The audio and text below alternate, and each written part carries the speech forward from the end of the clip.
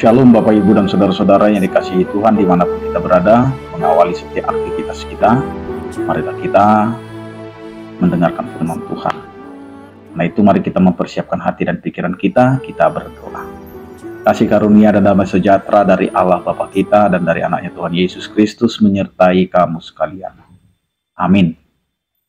Bapak Ibu dan Saudara-saudara, firman Tuhan yang menyapa kita tertulis dalam Yohanes pasal 16 ayat 33. Demikianlah dikatakan, semuanya itu kukatakan kepadamu, supaya kamu beroleh damai sejahtera dalam aku. Dalam dunia kamu menderita penganiayaan, tetapi kuatkanlah hatimu, aku telah mengalahkan dunia. Demikian firman Tuhan. Bapak, Ibu, dan Saudara-saudara yang dikasihi Tuhan, damai sejahtera hanya ada di dalam Tuhan. Karena itu, di setiap kehidupan kita, meskipun kita harus menghadapi penganiayaan, menghadapi penderitaan, kita harus memiliki pengharapan bahwa di dalam Tuhan kita akan mendapatkan damai sejahtera. Karena itu Bapak, Ibu, dan Saudara-saudara, Tuhan kita telah mempersembahkan dirinya dan nyawanya untuk penebusan dosa-dosa kita. Kita adalah umat yang selalu melanggar, umat yang selalu melakukan dosa. Tetapi Allah tidak memperhitungkan apa itu pelanggaran kita, apa itu dosa-dosa kita. Bahkan Allah menyatakan cinta kasih-Nya dan memberikan kepada kita keselamatan yang membuat hidup kita akhirnya dapat menikmati kehidupan ini di dalam sukacita yang daripada Allah. Karena itu firman Tuhan ini jelas mengatakan bahwa Allah telah mengalahkan dunia, Allah telah mengalahkan kematian, Allah telah mengalahkan dosa. Dan dengan kalahnya dunia dan dosa-dosa pelanggaran kita, maka disitulah kita diperkenalkan dengan kehidupan damai sejahtera.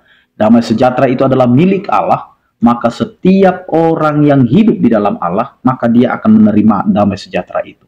Meskipun kita di dunia ini harus menghadapi penderitaan, meski di dunia ini kita menghadapi penganiayaan, tetapi Tuhan berpesan pada kita, kuatkanlah hatimu karena aku telah mengalahkan dunia.